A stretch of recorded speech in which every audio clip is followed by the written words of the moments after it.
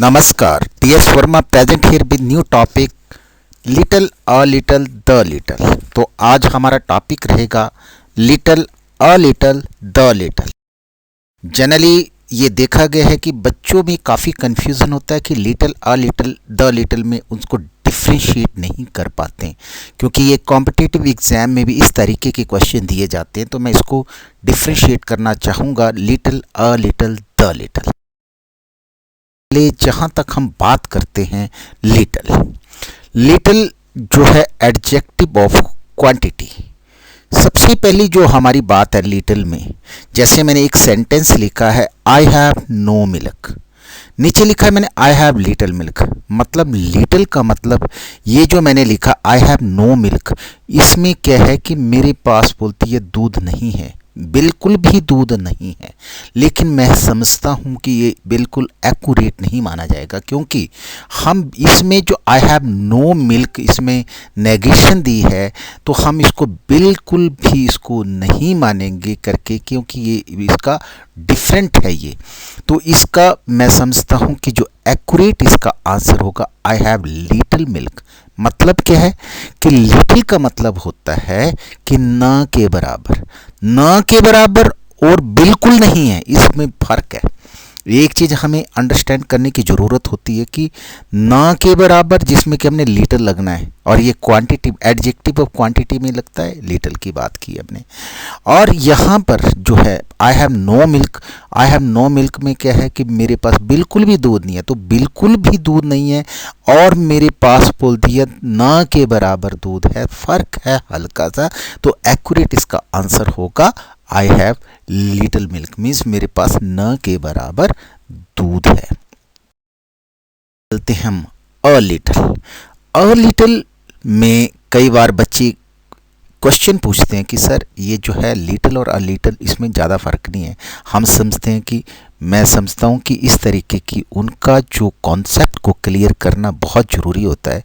जैसे हमने लिटिल की बात की कि लिटिल का मतलब होता है ना के बराबर, अ लिटिल का मतलब होता है कि कुछ, I have some milk, I have a little milk. इसको हम दूसरी सेंस में लिख सकते हैं, दूसरे सेंटेंस में लिख सकते हैं कि I have a little milk, मतलब सम एटलीस्ट कि थोड़ा दूध है मेरे पास। I have a little milk ये करेक्ट आंसर होगा। तो हम इसको इस तरीके से यूज़ कर सकते हैं कि लिटिल और अ लिटिल में डिफ्रेंशिएट किया हमने कि लिटिल का मतलब ना के बराबर और अ लिटिल का मतलब कुछ। चलते हम द लिटिल में क्या है कि इसमें और जैसे कि मैंने सेंटेंस दे के रखी, all milk that is in the pot will be required. इसमें क्या है कि हमें समझना बहुत ज़रूरी होता है। इसका मतलब होता है सारा, द लिटिल का मतलब यहाँ पर हम बोलेंगे सारा दूध जो कि पॉट में है उसकी ज़रूरत होगी। अब हम इसको दूसरी जो सेंटेंस में लिख सकते हैं कि the little milk that is in the pot will be required. तो यहाँ पर द लिटिल लगाने की ज़रूरत होगी हमें। एक बार फिर मैं बताना चाहूँगा कि all milk that is in the pot will be required, कि ऑल का मतलब क्या हो गया, सारा। तो द लिटिल का मतलब यहाँ पर सारे से मतलब है कि जो सारा दूध जो है पॉट में है, बर्तन पे, उसकी ज़रूरत होगी। तो हम यहाँ पर द लिटिल लगाना हमें यहाँ पर एक्यूरेट माना जाएगा। एक सेंटेंस और दिया है मैंने कि he drank the little milk he had, बोलते उसने जो दूध उसके पास जो था उस दूध को पी लिया है। He drank the little milk he had, तो उसके पास जो दूध था उसको पी दिया है करके।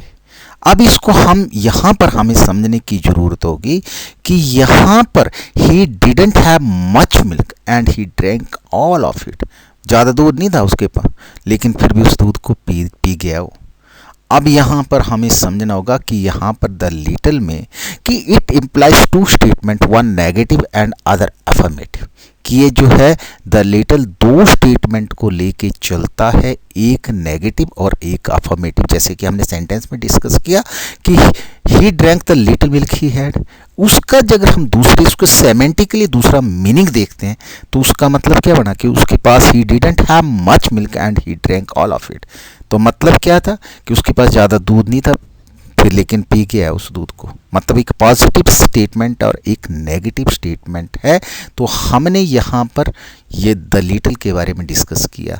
तो ये सारी चीज़ें हमें अंडरस्टैंड करने की, होप आपको ये चीज़ें हैं कि अंडरस्टैंड कर गए होंगे आप कि लिटिल का मतलब ना के बराबर, अ लिटिल का मतलब होता है कुछ, और द लिटिल का मतलब होता है ऑल, जिसमें कि हमने बोला कि दो स्टेटमेंट होती है, one negative and other affirmative. इस तरीके से मैं समझता हूं कि आपको ये वीडियो पसंद आएगा, और इसी तरीके से आप मुझे ये एनकरेज करते रहें और मैं और नए वीडियो बनाता रहूँगा। थैंक यू वेरी मच, बहुत बहुत धन्यवाद।